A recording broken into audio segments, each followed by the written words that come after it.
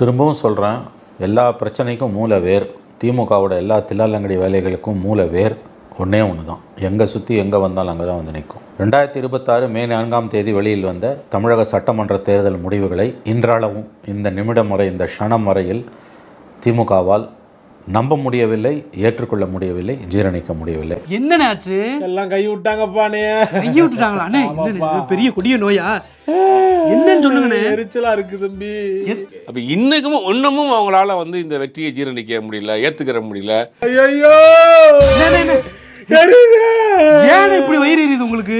இல்ல சார், திராவிட இயக்கத்துல வந்து திமுக பரிணாமம், நிறைய மக்கள் வளர்ச்சி பாதையில அடுத்த கட்டத்துக்கு முன்னேற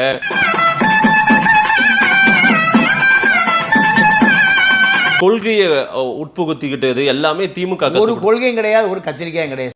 ப்ரோ சூத்து மூடிட்டு கொண்டா உட்காருங்க ப்ரோ. 1008 டென்ஷன்ல இருக்கேன் ப்ரோ, ப்ளீஸ் ப்ரோ. திராவிடத்துக்கு உயிர் கொடுத்ததே திமுக தானே சார்? இல்ல, திராவிடத்தை அழித்ததே திமுக. நீங்க மாத்தி சொல்றீங்க சார். அது இல்ல சார், அது சார், இது நீங்க அது உங்களுக்கு அந்த பாசம் வந்துருச்சு.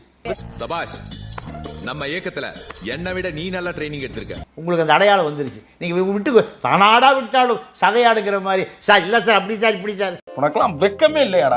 சோறு தானே திங்கிற.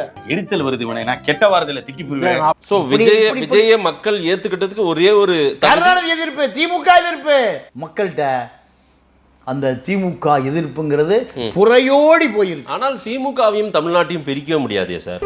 இது பிறந்ததுல இருந்தே இப்படித்தானா? மூளை வளர்ச்சி குறைவா? பெரிய மிராக்கல்ங்க. அது ஆச்சரியமா இருக்கு. நம்ம எல்லாம் வந்து நடக்கவே நடக்காதுன்னு நினைச்சோம் அதெல்லாம். ஏன்னா ஒரு யாருக்குமே நடக்காதுன்னு நினைச்சோம். ஆனா ஒரு யாருடைய கூட்டணியும் இல்லாம, லஞ்சம் கொடுக்காம, ஓட்டுக்கு பணம் கொடுக்காம ஒரு 35% வாங்கி எந்த கரூர்ல ஒரு பெரிய துயர சம்பவம் நடந்துச்சோ அதே கரூர்ல இன்னைக்கு முதலமைச்சராக போய் நிற்கிறது அப்படிங்கிறதுலாம் மிகப்பெரிய ஒரு ஏதோ ஒரு காட் ரைஸ் தான் சொல்லப்போனா. நினைச்சதை செஞ்சிருக்காருல்ல.